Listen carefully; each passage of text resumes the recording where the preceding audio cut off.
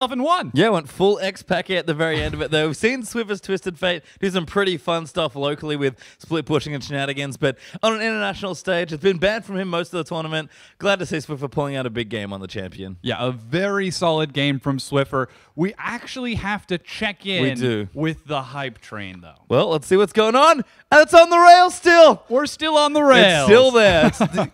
It actually might be a bit steadier now. I was worried that it was going to wobble. Day 2 traditionally has not been very kind to Oceania in international tournaments, but still in the rails for now. Remember, things can change very quickly. Yeah, they certainly can. Currently, Chiefs in first place in the standings, 3-1 right now. They've got to be feeling pretty fantastic.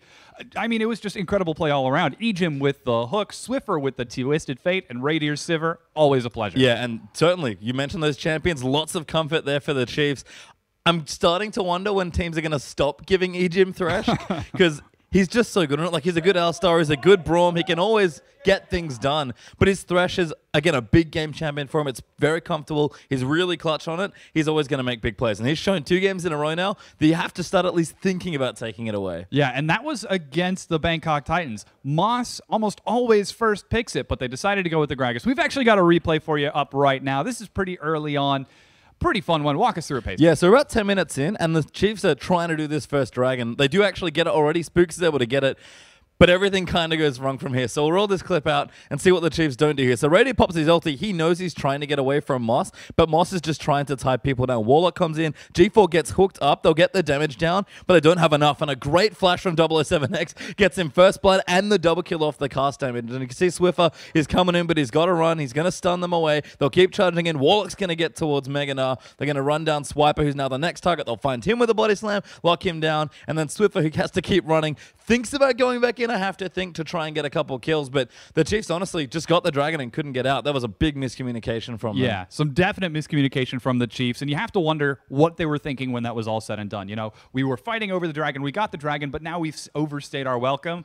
But then they pulled it back together in the next skirmish that happened. Yeah, interestingly enough, it only takes, I think, 10 seconds or so for them to find their way to around another scrap. And this has been impressive from the Chiefs. We talk about the C team being the very scrappy team, fighting team, but the Chiefs, the couple times they've played them now, in the big scrappy skirmishes, have actually looked quite good. Yeah, they have been all over the place. And the Bangkok Titans not feeling that great after that fight, as now they're down 0-2 to the Chiefs when it's all said and done. And we've actually got another replay ready for you. Yep, so you mentioned it already. This is the exact situation. It's about 20, 30 seconds after that dragon, so we'll roll this one out and see how it works. You can see Swift and Radier really playing with fire here. G4's around. He's actually teleported in, I believe, and the damage is just down. They're communicating really well. Moss does try and CC him up, but a nice flash out going to keep Swiffer safe, and they'll just chase. Radier with a good flash tries to kill G4, but he's got his flash, and Ejim, he's trying to run them down. Spooks charges his way in, and that's enough damage and tankiness. You can see Ejim dies on the backside, but Warlock's going down. Radier, really smart spell shield there. They mentioned it in the cast, but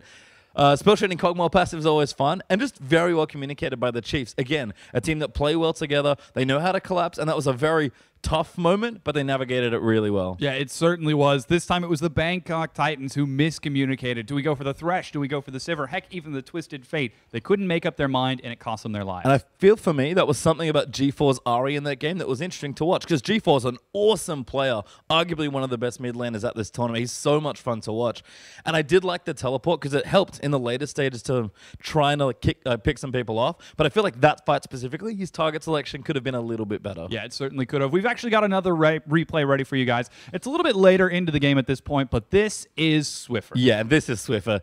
His Twisted Fate's been banned a couple of times already in this tournament, and we're about to find out why. So let's roll this out. You can see they'll start the gank on to Warlock. This is not the first time these two will do this, by the way, but Warlock gets locked down. Can't really get away from under this. The blue card for damage is really cute there. And then Swiffer's not done. They get a hook in the bottom lane. Radier's going to charge forward. Spooks is trying to get in, but he can't actually get on top of Lloyd. Radier's going to charge in. Spooks does get the stun, but here comes Swiffer. He's going to stun them up. Actually goes for the red card instead. Wants more damage. They'll go straight for a big tower dive. Lloyd's going to go down. Ejim actually does to Cogmore passive at the end of it, but a good ulti out there for Spooks. They get the kills, they take the tower, and that was literally 2 ganks in 2 lanes by 1 champion. Well done, Swiffer. Yeah, there's the communication that we're looking for when we talk about the Chiefs, and the fact that they're able to play like this across the map and communicate so effectively really shows how well they've been stepping up. It's a smart pick as well for Chiefs into this matchup. We talked about it even on the very day zero, I guess, where we saw them play. And we had a lane swap in this game as well, where Bangkok Titans, a great 5v5 fighting team,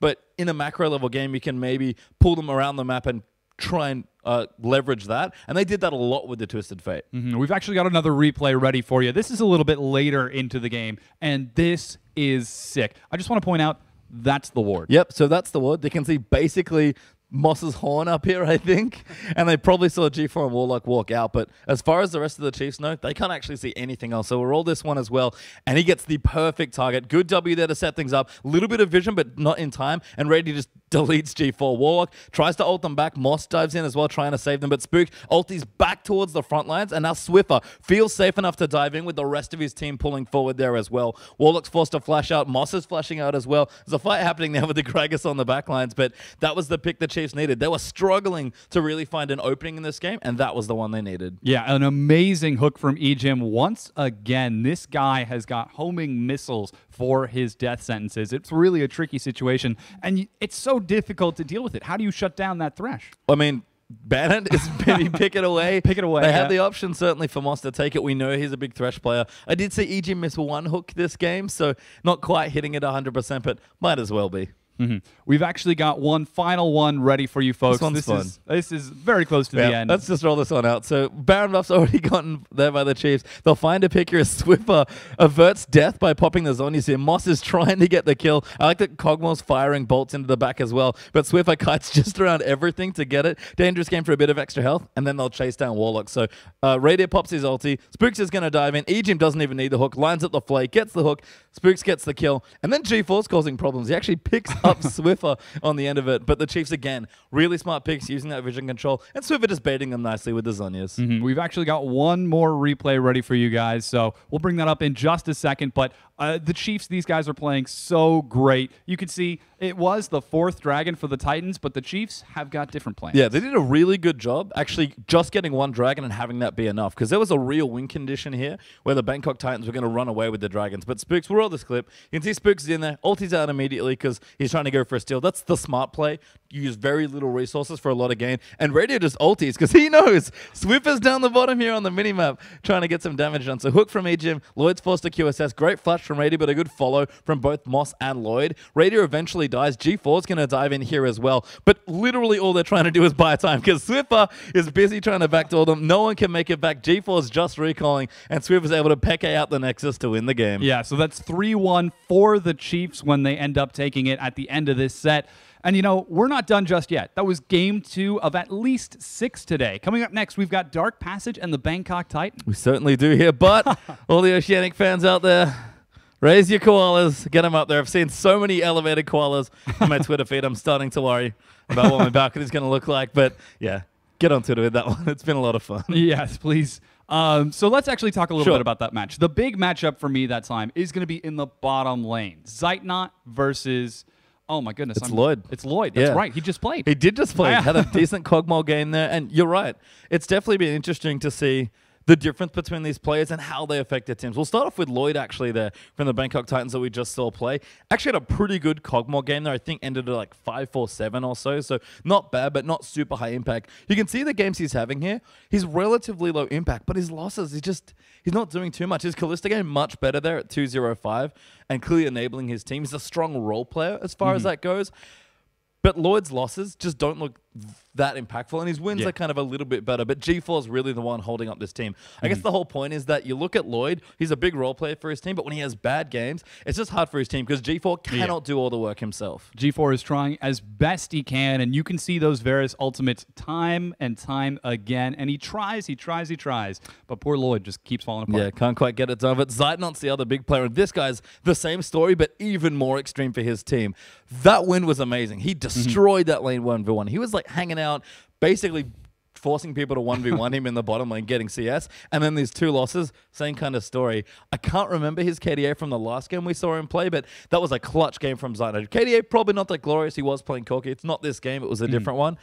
but he clutched out the big moments. This guy is the carry for his team. You can talk about Naru, you can talk about Elwin. They're both awesome players. Dark Passage in general is a team really great to watch, but Zydon is the one they're relying on. I've seen this guy play Vayne.